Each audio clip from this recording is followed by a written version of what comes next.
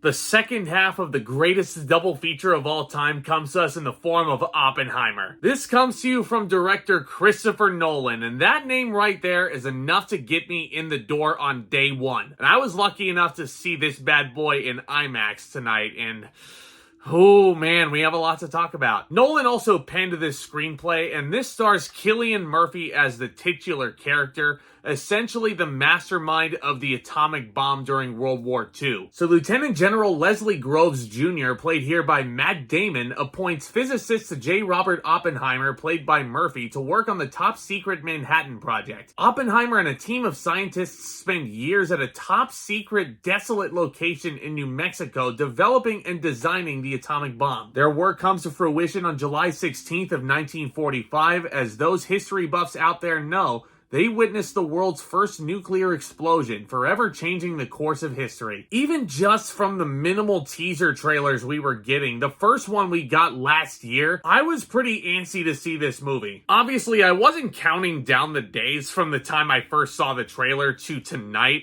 but I was kind of keeping a mental check in my brain because I was definitely very excited for this release.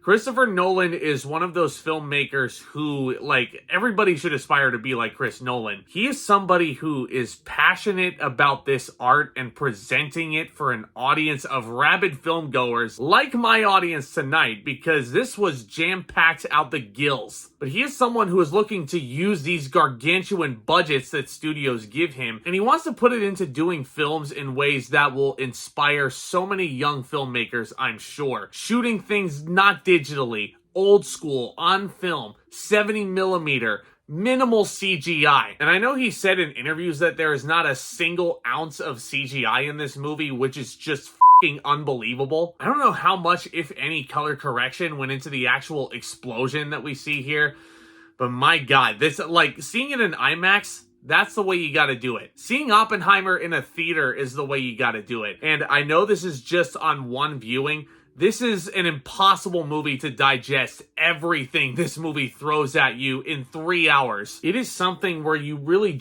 you need that second viewing. You need it just to grasp what Christopher Nolan is trying to do here. And you need it to kind of get a handle on all these nifty little character nuances that are thrown into the mix. This is a historical epic clocking in at just under 3 hours. And I'm just going to tell you this part right now from the get-go.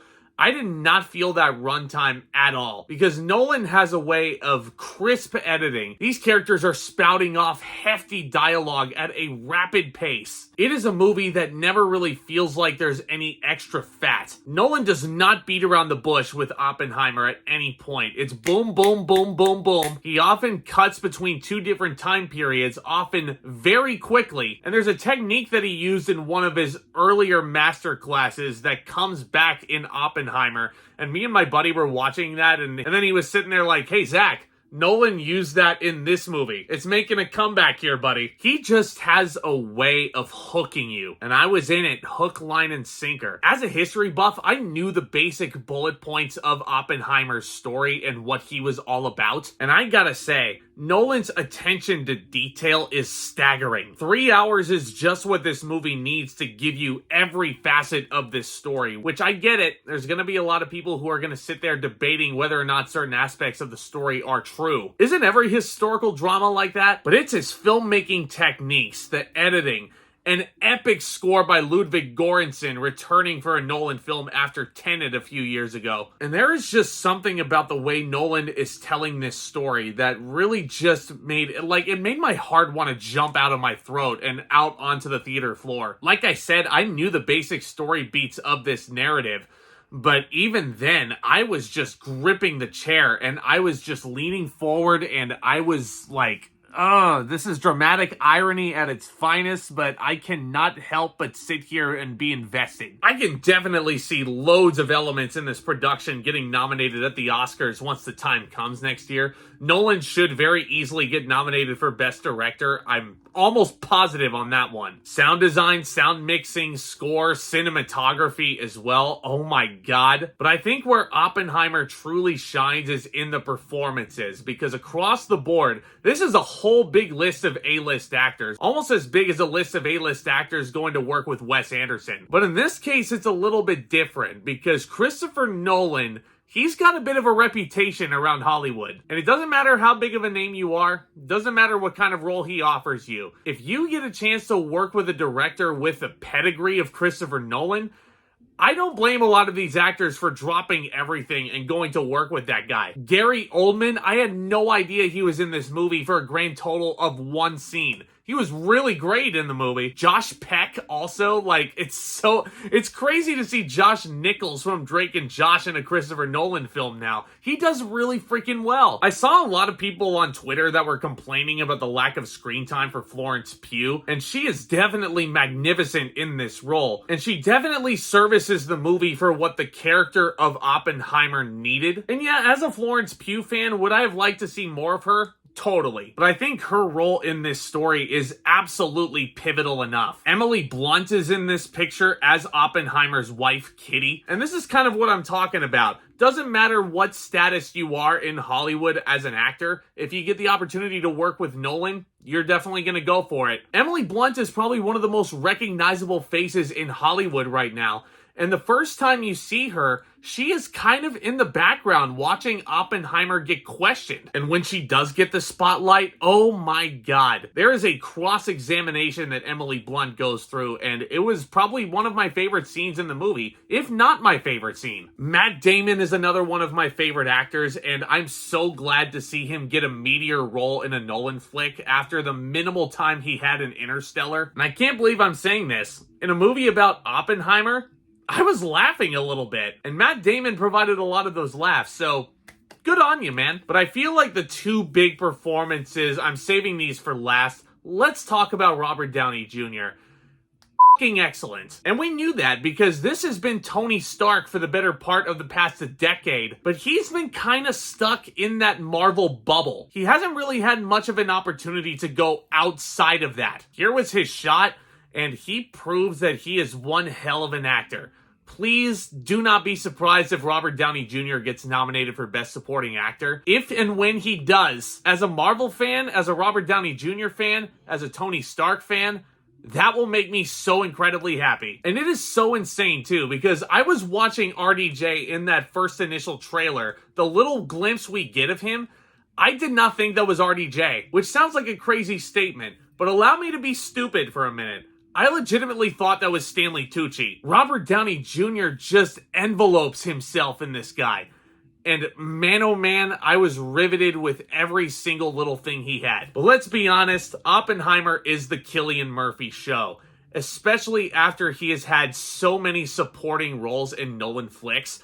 Here he is getting his opportunity in a main role. And again, please do not be surprised if Murphy is nominated for Best Actor. Not only because he is always on it, not only because he is always in the zone with every frame, he makes this opportunity count. And I feel like for Murphy, it's a little bit easier for him to envelope himself in a historical figure than, say, Robert Downey Jr. or a Matt Damon. But my God, this dude looks exactly like Oppenheimer. And what he and Christopher Nolan bring you together is a super fascinating and eerie character study of a very complex individual. Because when you first meet him and how ambitious he is about quantum physics, excuse me when I say this, but this guy was like a ticking time bomb waiting to go off at any moment. And when Cillian Murphy finally gets a chance to explode, my word is it enthralling. Every actor is great, but I feel like Oppenheimer is going to be known as not just the coming out party for Cillian Murphy, maybe just might be the film that gets RDJ an Oscar win. This might be a favorite of the Academy when the time comes for voting, gang. I was absolutely riveted with Oppenheimer for all 3 hours. I think it's definitely one of my favorite movies of the year. And I was telling my friend this as we were leaving the theater, but I don't think I was this riveted in a historical epic since Lincoln, which came out over 10 years ago. That's saying something. Now, this is something I will address as well. Another friend that was at the screening with us tonight said that the movie ran a little bit too long for his taste, and you know what?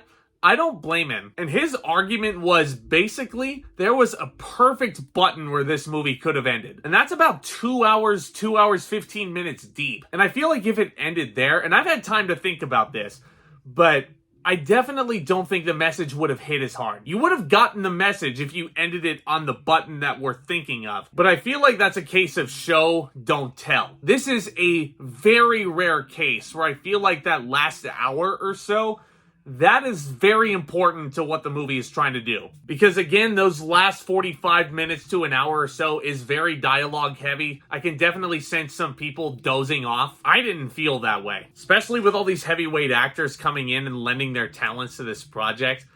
The fact that this movie was still as interesting as it was, even after the bomb explodes, it leads you to one of the most haunting endings you can ever envision. It is a perfect case of dramatic irony here. Even when you do see the physical representation, when you see the atomic bomb itself growing ever so bigger, you could sense so many people in this theater being like, oh my god, like that's it. That's it right there. And the fact that Oppenheimer is tasked with doing this as quickly as possible to end World War II. Like, this fucking thing is held together with duct tape. Not safe. Would not recommend that. But all kidding aside, guys, this is a movie that I need to see again.